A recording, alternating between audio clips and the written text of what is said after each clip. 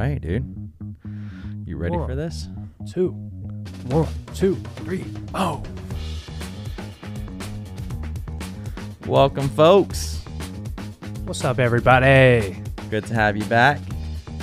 Just gonna let it play out. Caden, welcome back to the Briones Pickleball podcast, everybody. What's up, squad? If you are an avid listener, we really appreciate you coming back.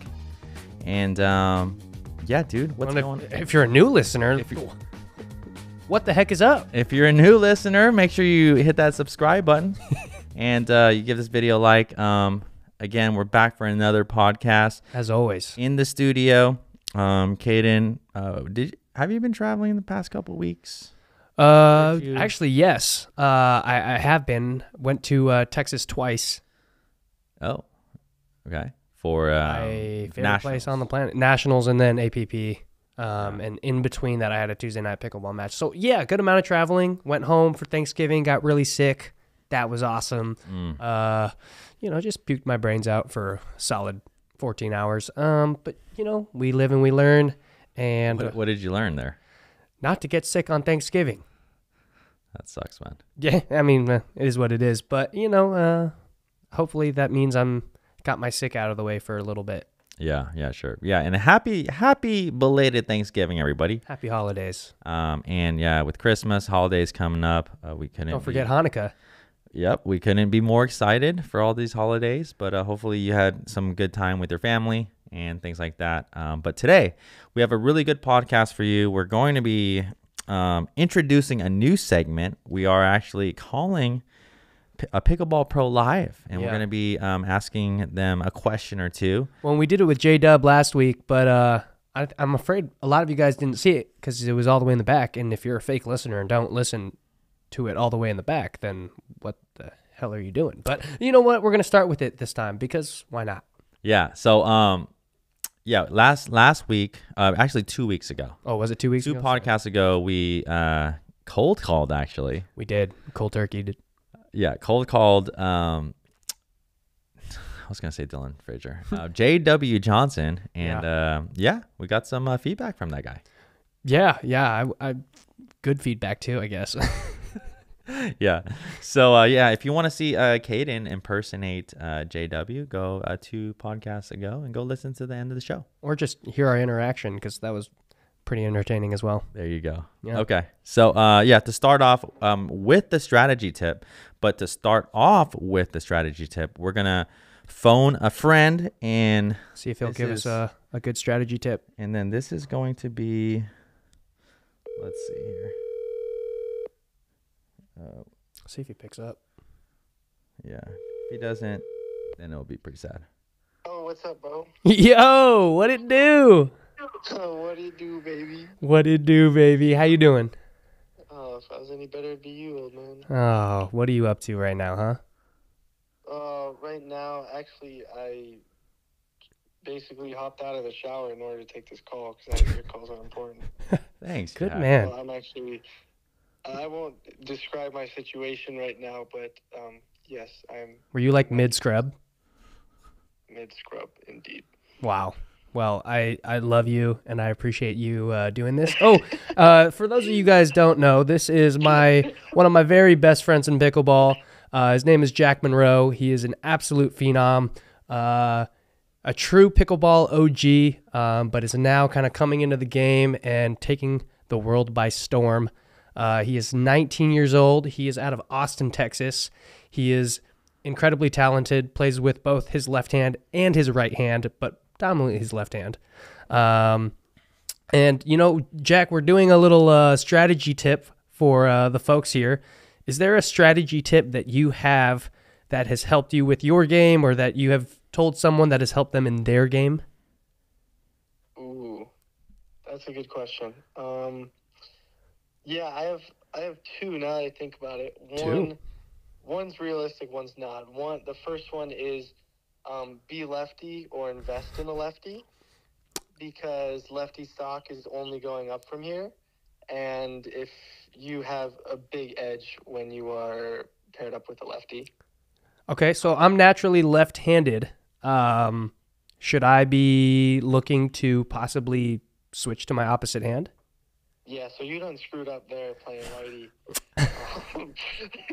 That's yeah. So that's I why agree. you had to grab me. yeah, for sure. Work on that. Or at least the overhead for you, since you could throw lefty. Oh, dude, I told you I'm working on it, man. I got to get the timing right and everything. I usually get the timing right. The last 2 tournaments, I've whipped it out and I've just hit it so damn hard I missed it. But yeah. and of course, it's the weekend that you of course have to witness it. So that makes it even better. So. Yes. Yes, I really hope they plug in a compilation of your missed overheads right there. Oh my god, dude! Just the last weekend alone, I think that we'd have a compilation. But what's your second tip? The second tip, one of the things that I'm working on, I actually got it from one of the goats themselves, is to cock your wrist back in order to be more stable when you're hitting backhand drops. Oh. It's a bit more nuanced. It's a bit less talked about. When you think about hitting third shot drops, that's not what you think of. But it really helps me because, especially with, our younger selves being a bit more wristy than these old folks. Typically, I have a looser wrist, but when I cock my wrist back, it really helps me be a bit more accurate and stable with my backhand drops. The backhand drops, I love it. And you use the two-hander, so it's mostly topspin for you on the backhand side. Or even, especially on your dinks, you go pretty heavy side spin. So when you're cocking your wrist, that's for the slice, correct? Yes. Okay. Yes. Awesome. Mm-hmm. I love it. Yeah. All right. Well, Jack, I appreciate you, dog. Of course, dog. I'll do this anytime. Anytime? Well, not in the shower time. Oh. Not scrub time. But okay. Any other time. How does next week sound? Yeah. Well, awesome, Dub. Thanks for the call. Absolutely. Not expecting this, but yeah, I'll talk to you later. You're all good. All right. Love you, dog. Perfect. Love you too. All right. Peace out. All right, there you go. Some live interaction there with Jack Monroe. We should have teed it up in the beginning of the show, but so Jack, for those of you who don't know him, he was actually one of the OG, one of the youngest 5.0 players. Like youngest, originally the youngest 5.0 pickleball player in all of pickleball. Yeah, and that was like 6 years ago. It was a while ago. Yeah, 6 years ago. I think that's right, because he was 13. He's 19 now. Yeah, so when I met Jack, he was about right here, maybe, to me. A little chubbier. And now he's a full-grown boy. And he's still a fetus, but yeah, and no. So Jack is someone that you've partnered up with Caden on the APP or PPA as well. We were, I think, we've only played APPs together. He mostly plays APPs because he's on the next gen team for the APP. So he gets some pretty cool benefits with all of that and kind of playing APPs. And so we were supposed to play one PPA, but that ended up not working out, unfortunately. Sure. And Jack actually got drafted to the MLP. He got signed. Yeah. He got signed. Yeah. And he's a really great player. I think he will undoubtedly get drafted in this upcoming draft. Yeah. Oh, for sure. Yeah, well, he's definitely got the skills, and that's cool. I'd put money on it. All right. Well, it's cool you got to play with him, and like you said, or like you heard, he's one of your closest friends on the tour. I think that's really cool. Mm-hmm. Any other closer friends that you have on the tour? Because there's a lot of, I just wonder, right? Obviously, I know at the top of the top, some players are friendly, some are not, don't really like to be friends with their opponents, but who are you kind of closer with on the tour, or who are you kind of, you have that bond? Yeah, that's a great question. I would say I'm friends with a good amount of people. I can honestly say I don't have beef with anybody. Like, I don't dislike anybody. Obviously, not everybody is always as nice as others. Yeah. I would say I have a really close bond with Riley, especially just since his best friend, his brother is my best friend, and like I've just gotten to kind of know Riley better in terms of like family and everything like that, and how close he is with his family. And obviously I'm a big family guy too, so it kind of has made our bond a little bit more special, and I've got to hang out with him a little bit more. And of course, when I go to tournaments that he's also at. We get to, hang out, dab up, talk it out, and if we can, we like to hang out, when the tournament is over and everything, but special occasions, I would also say I'm pretty tight with Tyson. I actually went to his wedding back when he got married in 2019 or something. But yeah, I would say like top names that you guys probably know, those are probably the top 2 guys. Nice. I like that, dude. And then, of course, I have my Arizona crew out here, and they're freaking awesome. The AZ crew? Yep. All right. Mm-hmm. Well, let's kind of expand a little bit on talking about strategy. We don't have to talk a lot about the lefties, but actually the first thing that you talked about was the lefty thing, how that lefty stock is going up. And I think it was, I'm sure others, but the notable one that I could think of is Ben Johns kind of mentioning, a lefty-righty team is going to be tough to deal with when these teams start to get really, really good. The ones that I could think of right now, I mean, really, besides Stacksrud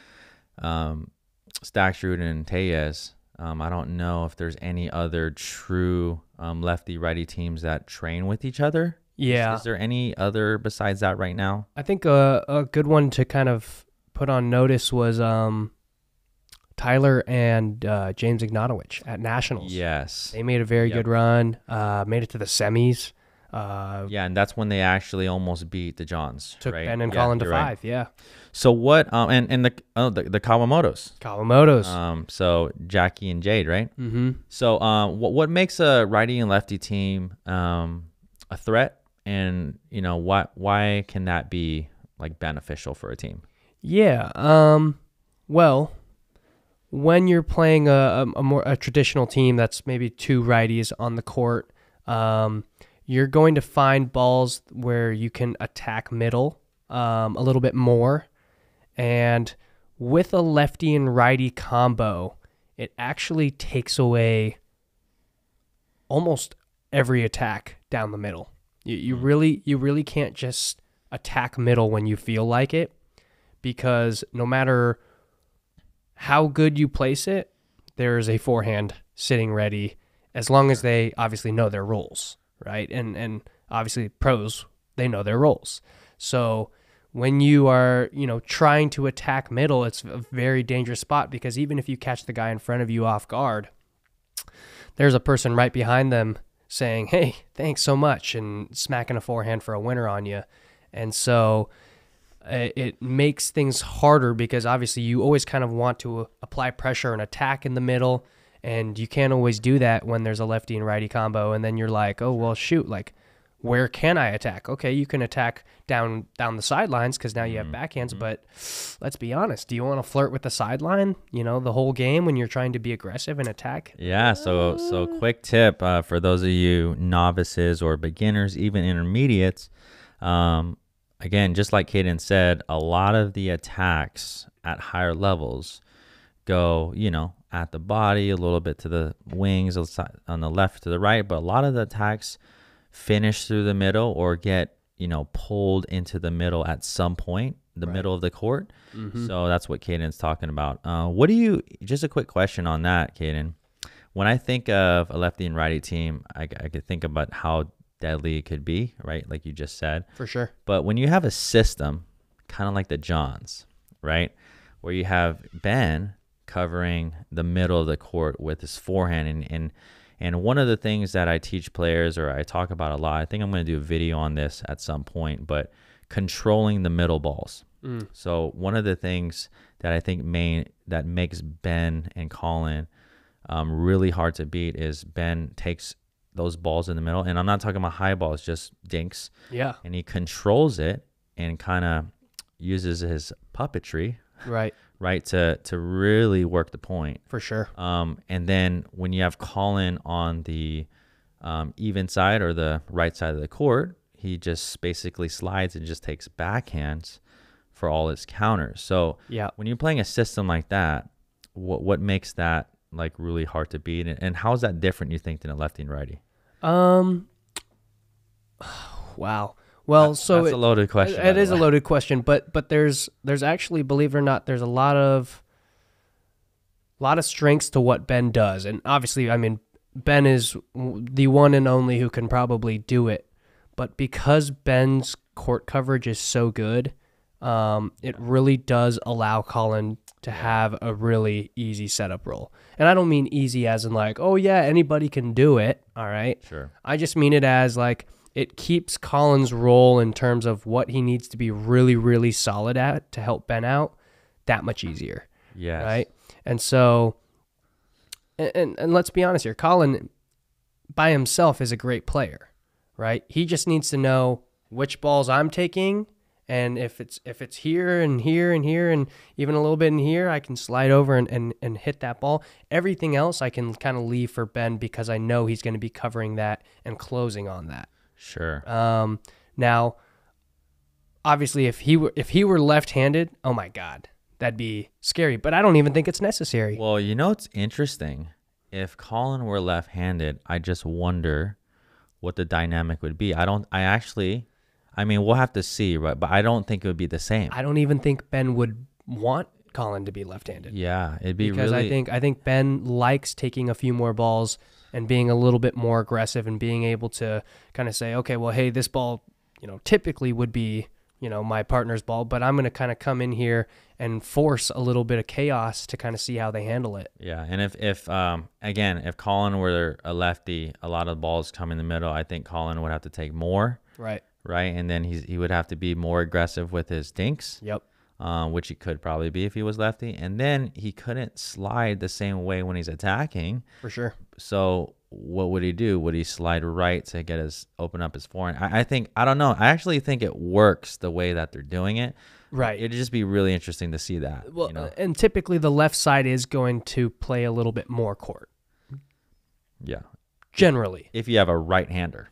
Right. On the left side. On the left side, right. Yeah. So that being said, I mean, I really like playing the right side, and I've played the right side with a few partners, and I don't know why. I always manage to find left-handed pickleball players, so I'm always playing the left, but I actually really enjoy playing the right, and I've played the right with Michael Lloyd. Off the top of my head, I've played with Michael Lloyd, and I've played with Brandon French.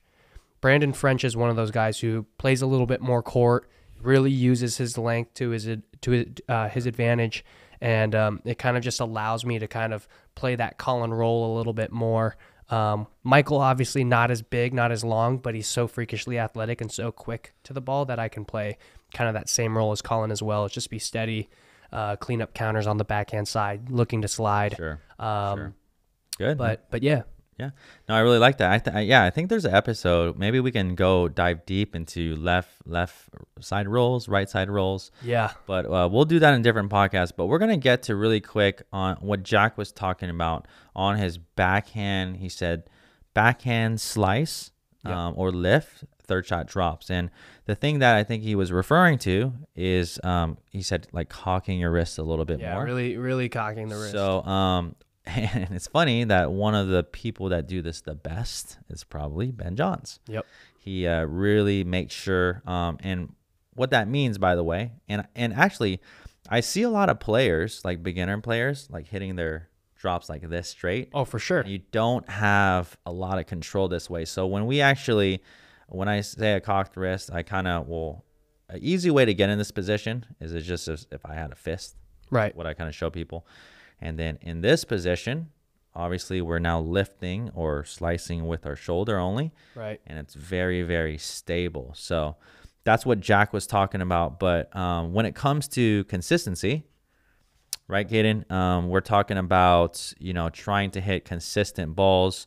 And we want we actually want the least amount of variables as possible. True. So I think that's why I'm having that cocked wrist. And you'll see most players on their slice, on their control shots, you will see their wrists being very, very stable. Any thoughts from you? No, for sure. And well, I mean, as a beginner, you're not really sure what to do with your wrist. So obviously, like when we teach, we're going to try and tell you like, hey, try and keep the wrist as quiet as possible.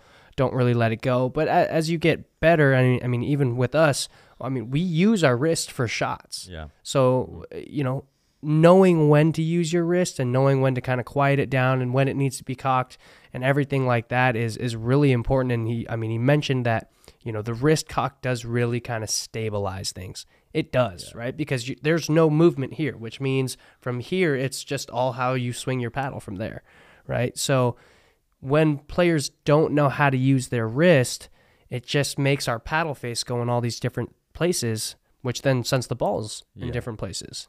So the cocked wrist, whether it's cocked or even just relaxed but stiffer, that's always going to add stability to what you're trying to do. Yeah, like it, man. All right. So, Jack, again, thank you for joining. Comment below if you want us to, what pros would you like to hear from? All right. It's true. I have a lot of them in my contacts. Yeah. I know we're just doing phone calls right now. We would love to have, maybe we'll have them on Zoom, Skype calls or whatever. But, phone calls, hey, it's personal. It's personal. It is personal. All right. So now we're going to hop in. Just want to mention here, or anything else you want to mention, or anything new, Caden, what's going on? Nothing too crazy right now.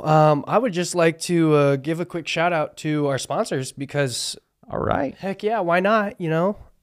All right. So who we got? Well, first up we have.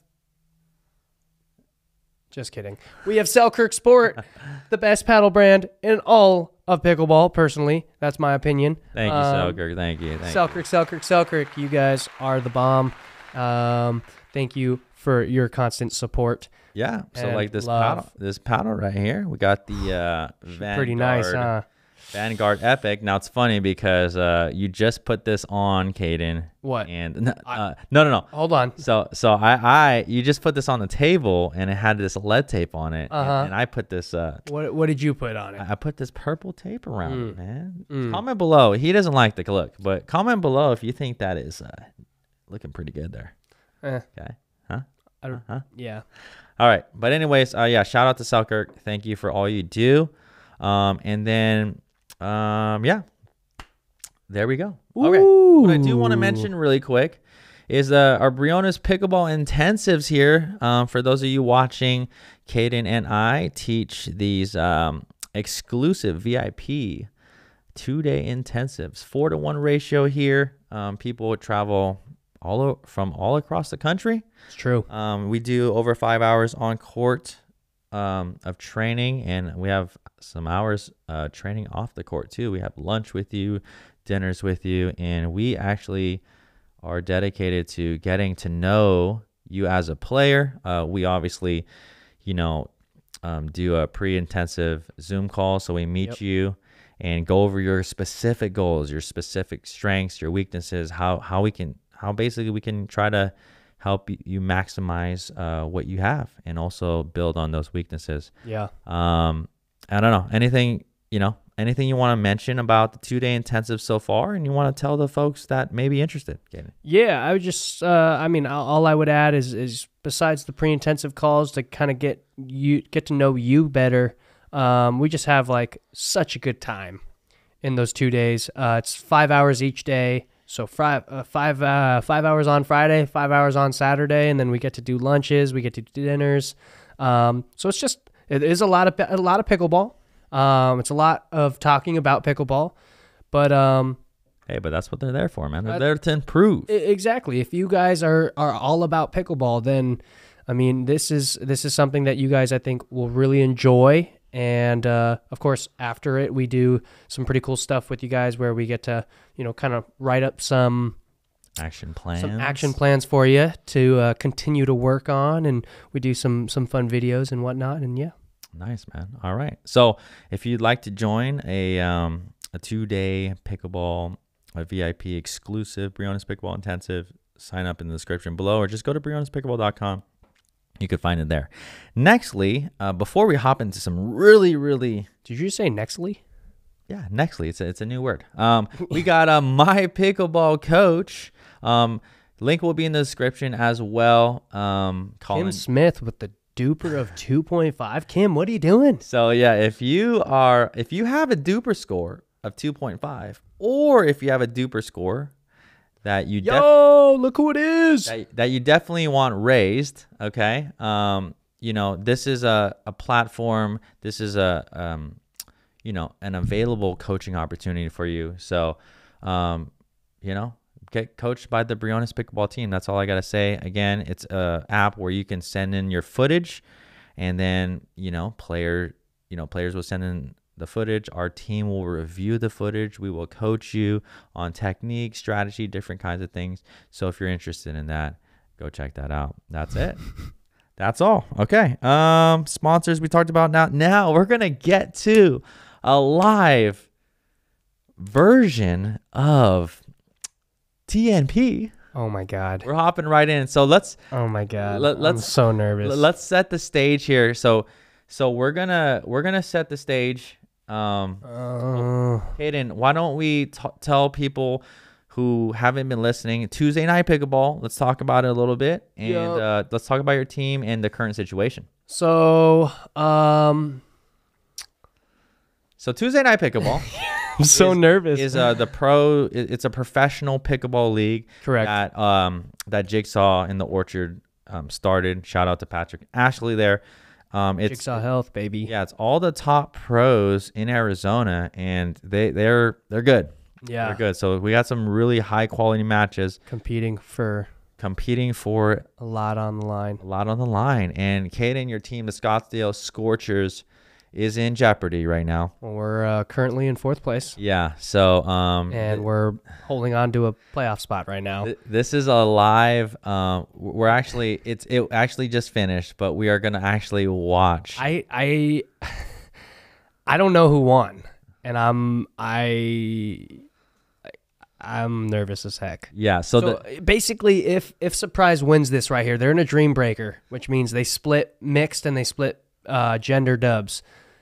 If Surprise wins this right here, even though technically we beat Surprise already, they would win because they don't go head-to-head first. So typically in standings, it always goes wins, losses, head-to-head, then point differential.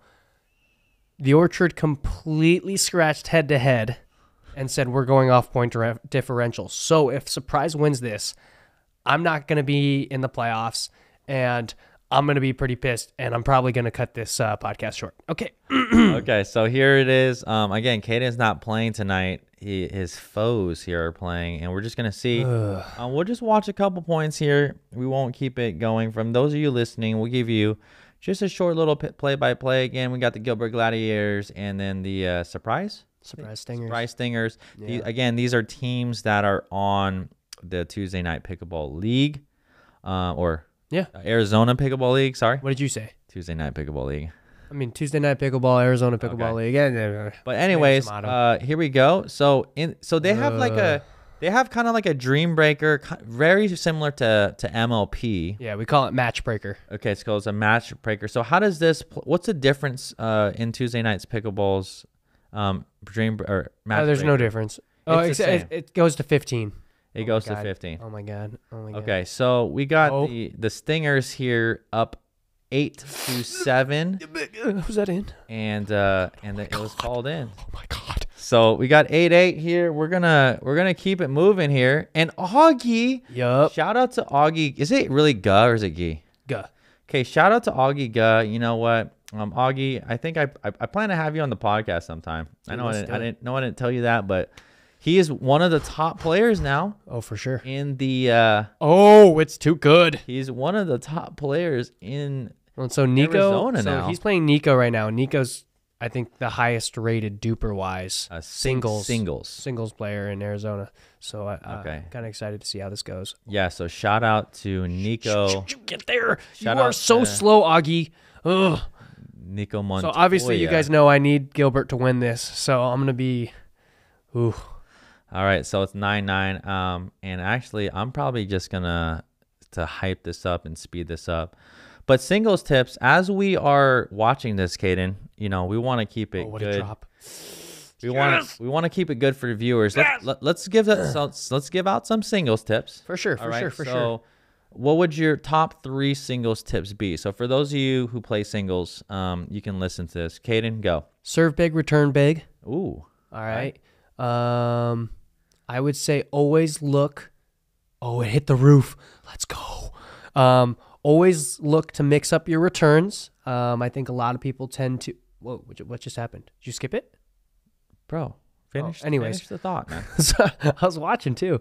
Always mix up your returns, as in, a lot of people tend to just hit to the backhand because it's weaker, but opening up the court with different types of returns. So returning to the forehand, maybe returning towards the middle. Yeah.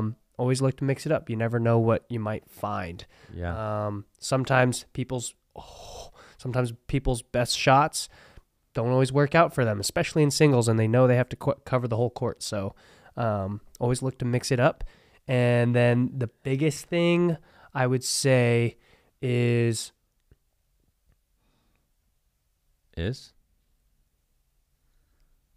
okay. The biggest thing I would say is short, compact volleys.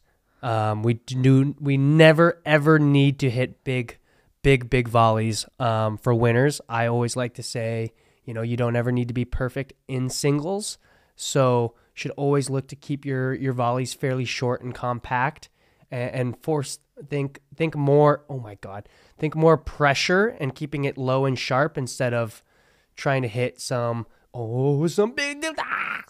big winner. So keeping the volleys out here instead of back here.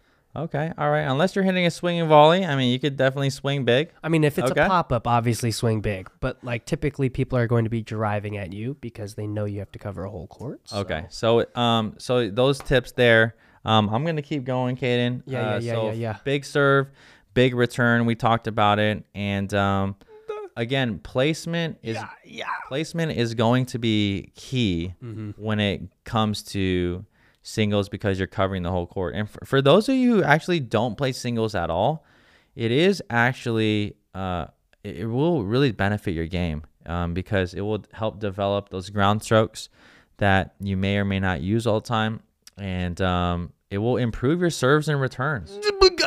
It will. Okay, so if you're listening to this, remember, people are listening to this not looking at it, and they're hearing these weird sounds from you, Caden. Oh.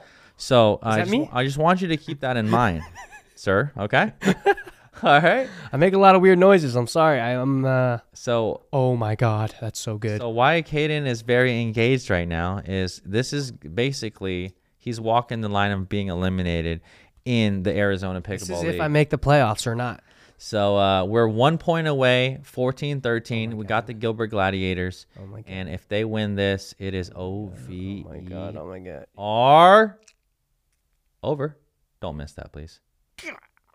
Okay. So they won it. Right? Yes. Let's go. Wait, they won it. We won. Oh my gosh. Oh my gosh. Wait, so is it over? Okay, wait. So hold on. So we're gonna recap everybody. I'm in the playoffs, baby. Hold on. I'm in the playoffs. We got some music to play. We're in the playoffs. We got some music to play here. Okay, we gotta celebrate here. We gotta celebrate. Okay. I like that. Uh-huh. All right, so Caden, so what is this officially? So are you in? We are in the playoffs. So because my God. Because Surprise Stingers lost, you and Passateoni, who are your other teammates? Jess Wilcox and Krista. Shout out to Jess and Krista. But you guys you lucked out today. Oh my God. You lucked out. Go to Tuesday Night Pickleball if you want to see some pro Arizona pickleball matches. And also, I do want to mention, go to Arizona Pickleball now to see Caden play in the playoffs. That's right. We are actually going to be taking on the Gladiators, so... Okay. Well, there you go. Oof. Well, shout out to the Gilbert Gladiators. Shout out to the Orchard at Jigsaw Health. And Caden, I actually did not have that much faith in the Gladiators, but they pulled it off. Well, so what's crazy is... I forgot Augie was on there. I totally forgot, so that's why. I was not worried about the Gladiators until I found out they had 2 subs tonight. Oh. They didn't even have their, full team, so I thought for a second, they were trying to butcher us or okay, sabotage the whole operation here. Well, there you go.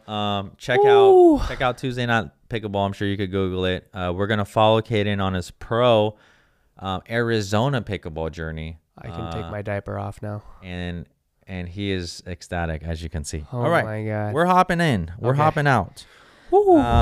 So that was live. So for those of you again that are watching or listening, that was big time. Did I give singles tips? No, I'm just kidding.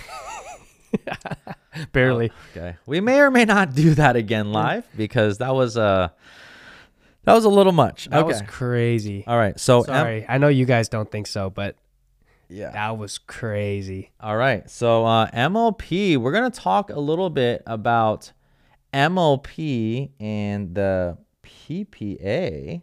And we got some stuff going on here. For those of you who are following, we got MLP and PPA salary cuts. Major League Pickleball and PPA have asked players. Wow, that's true. At least they're asking, huh? Asked players to cut their 2024 wages significantly. Very interesting word there. Very not precise word there. While MLP parted ways with the commissioner Brooks Wiley on Tuesday. Now Brooks is with PPA? MLP. Oh.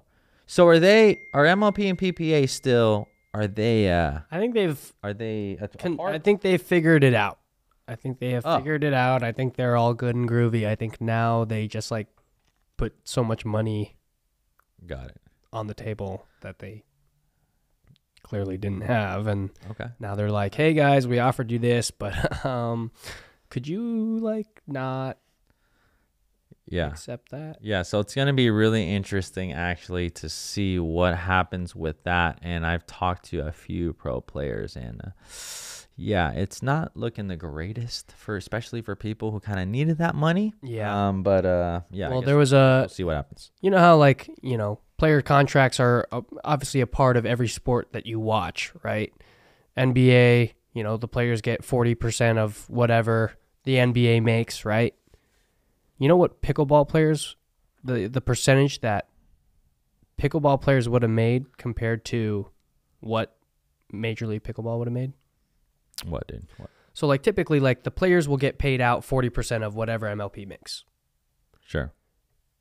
MLP was going to be paying out 238%, which means they went way overboard. Even if they made $1 million, they were paying way more than $2 million. Sure. Right? Well, there's not enough money in the game yet. Right. I think it'll get there. Yeah. I think it'll get there for sure. I mean, obviously, it's not a question of if; it's just a matter of when.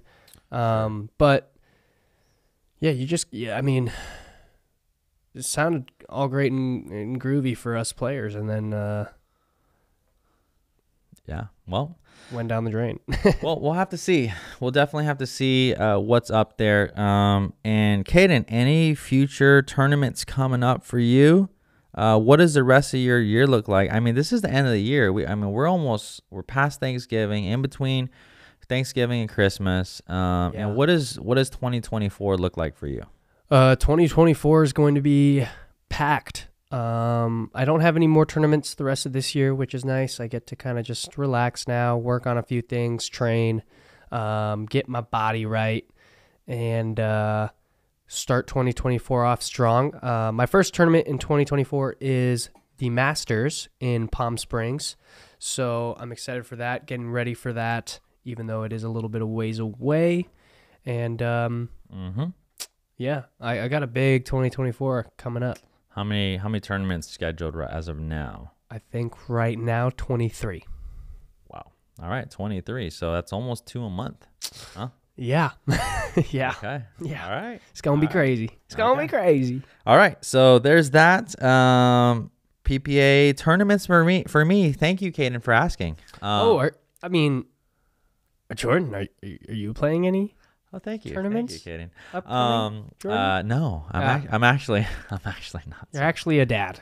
Yeah, dad times 3. Yep. But not just that. There's a lot. Actually, people ask me all the time, am I gonna be playing some tournaments? Oh, I bet. I get asked all the time. I would honestly like to.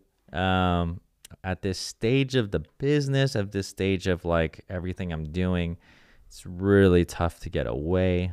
And it's just a huge commitment right now. I feel like you'd love it. Yeah. I feel like you'd absolutely love it, and you'd feel like you're 27 again, and competing like I would. you used to back in the day. I would. As things change, priorities change. It's kind of it becomes a little bit different. But isn't that wild though? Like, let's talk about just like 2017 Jordan. 2017 Jordan was considered like Jordan was quick. Dude, Jordan was. I'm still pretty quick though. We used to call him lightning. I'm just kidding. Okay, that was made up. But no, Jordan used to be like a really, really, really good singles player. Like everybody used to. Okay, well, I mean, like bro. Like top 7 in the world. Like used to be really good. Like top 7. That was before all the talent came in, though. Well, also, but also at the same time, like I think you just had Josiah.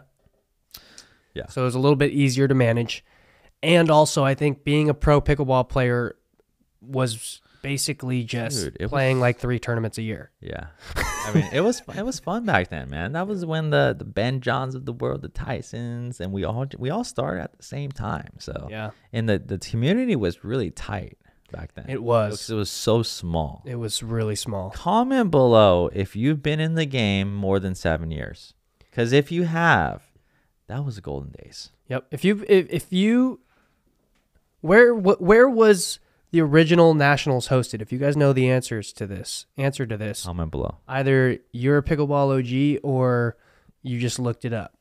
Or did we just do a history pickleball question? Absolutely, we did.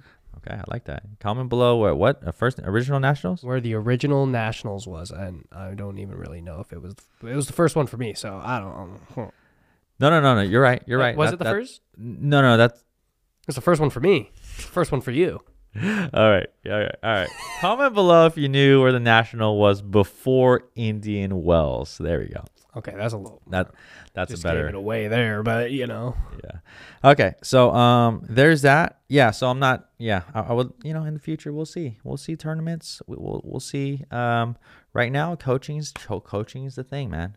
Yeah. Coaching. I love helping players. Players keep coming to me, so I'm not going to turn them down. I want to help them with their game. Just gonna get down and dirty. All right. So wheel spin. Here we go. Here we go, Caden. Was that a good one? I feel like I can do better. Sure. What do we got? Oh, Selkirk paddle of the day. Oh, Selkirk paddle of the day. I feel like we should do one more just cause. Yeah, but we will. Selkirk paddle of the day. We're gonna bring up my paddle. All right, Caden. Let's talk about the epic Vanguard Power Air. Well, first and foremost, folks, this paddle right here is my baby. All right, her name is Sheila. She doesn't actually have a name, but this is a very, very good poppy paddle for you offensive pickleball players. Oh man, how do I even describe her? She pops like no other. I'm sorry. I'm genuinely like in love with my paddle. But no, this is a very poppy paddle, very offensive paddle. If you like to get into hands battles and quick exchanges, this is a very good paddle for you. If you feel like you lack power, then this is your guy. If you have good power, then maybe you want something a little bit softer to help with the control game. Sure. I will be honest, my control game, I feel very comfortable with it, which is why I'm able to use something a little bit poppier. But if you do struggle with control, I don't know if I would recommend this one specifically. Let me see it to you. So Epic, they have 2 different versions. And they have Epic and then the Invicta, which most of the pros play with. The little bit longer paddle face. Caden, you actually like playing with this one because it's closer to your hand a little bit, that sweet spot, and you like that wider paddle face. For a little bit more centered and balanced. Maybe a little bit, maybe bigger sweet spot. I'm not sure, but it actually stretches a sweet spot, we would say a little bit. Yeah, I'll give it to you. I actually wouldn't recommend this to a total beginner. I wouldn't either. Again, when it comes to paddles, there's a whole bunch out there, and I think that especially when you start the game, control is huge. The reason why we're seeing at least the Selkirk sponsored players, obviously, with this kind of paddle is because the fast game is so important and counters. Yeah. I mean, we just, at the highest level, if you're not playing pro of the pro, you need the poppiness, and we're seeing paddles become more and more powerful. But for sure, especially if you're a beginner, I would recommend something a little bit softer. right? Yeah. There's we got some Halos, SOK Halos, a whole bunch of other paddle brands that go check out our paddle reviews. All right, go check them out on our channel. Do it. But there you go, paddle of the day. How about a couple more spins? All right, here we go. Pickleball pickup lines. Pickleball pickup, baby. Shoot. Oh, shoot. All right. Caden, hit me with one, and let's pretend we're just strolling around. Okay, we're strolling around the Nationals here, and you kind of see me, and maybe you think I'm cute or something. I don't know. What you got? Caden? So I'm just over here waiting on a corn dog here. You're waiting on a corn dog? Wow, how flattering. Hey, girl. What's up? What you doing? You're getting a corn dog. Anyways, maybe later we can take this back to my place where we can light some scented candles, pop a bottle of wine, and discuss the pickleball rule changes of 2024. Oh my gosh, dude. Did you have to pick the most terrible? What kind of line is that? I don't know. It was between that and if you show me your duper, I'll show you mine. What do you want from me? Okay, I like that. All right. If you show me your dupers, yeah. I don't know. One more, Caden. More, Caden. That was pretty bad. We're going to find better ones. Oh my gosh. Oh. All right. What do we got? Rule of the day. Rule of the day. For those of you who don't know, well, let's just clarify some house rules here. Sure. Right? I'm down for that. Let's first talk about. There's two things that come to mind. Okay. Now you tell me if we should go into depth, Caden. But there's two rules that come to mind that people get wrong all the time. Go for it. Number one, it has to do with the serve. Yeah. Okay. Okay. And then the second one, I think, obviously, is a non-volley zone. But which one should we dive into here? What should we dive into here? I'll start. You want? Is that okay? Sure, go ahead, man. Okay. Well, here's one of the biggest problems I have with beginners teaching pickleball. All right, because they never actually explain this correctly. Why is this up? It's just up. I really don't like that photo of me. But anyways. Okay. Anyways, I hear all the time, and when I teach, almost every beginner player brings this up because it is a constant confusion. All right. Okay. And that is people telling other players that you are not allowed to step into the kitchen unless the ball bounces in the kitchen. All right. Now, that is absolutely false because you can step in the kitchen if the ball doesn't bounce in the kitchen. Or kitchen, non-volley zone, if you don't know what we're talking about. Interchangeable. Right. Yep. You can step into the non-volley zone whenever the heck you want. Sure. Whether the ball is bouncing or whether the ball is not bouncing. All right? The only one thing that you can't do is hit the ball in the air while you're in the non-volley zone. That's the only thing you can't do. All right? There you go, folks. Non-volley zone. So just like Caden said, just to clarify, if you volley the ball and your feet are in the non-volley zone, or you volley the ball and your momentum is carrying you into the non-volley zone, or there's other rules here to not make it really confusing. But basically, you could camp out in the kitchen. You can stay in the non-volley zone. You could live there as much as you want. You could play the whole point there from start to finish, as long as you don't volley the ball in the air. There you go. Yeah. That's all I got to say. There it is. Rule of the day. So tell your friends, okay? Tell your friends that you can be in the kitchen whenever I want. Any freaking time you want. That's right. Okay? Just don't volley in there. And if you do, make sure the ref doesn't see you. Right? Right. And make sure you call him a B word after. B as in bestie. Yep. All right. Here we go. Caden, thanks, man. And for everyone listening here, we just want to tell you how much we appreciate everybody here at the Briones Pickleball Podcast. Seriously, we appreciate everyone. I would like everyone to kind of comment below what episodes as we plan the new year of 2024. Ooh. we want to add different segments. We want to add new things to talk about. Now, we've talked about this before, Caden. You know, there's a lot of podcasts out there, but, you know, we really want to be the voice of instruction and really helping people with their game. Pickleball growth. Yeah, and also, you know, throw in there some news, throw in there some here, because there's all these pickleball podcasts talking about all the drama, talking about all this stuff. Now, we know you guys like the drama. Yeah. Again, that's great. We don't want to make that our thing. So we are dedicated to helping you improve. And yes, we could maybe get more clicks by talking about all drama stuff. But you know, we just wanna be here for you guys. All right. Want to share the love of pickleball. There you go. So again, thanks so much for watching, everybody. We will see you in the next episode. Scorchers in the playoffs, baby. Let's go.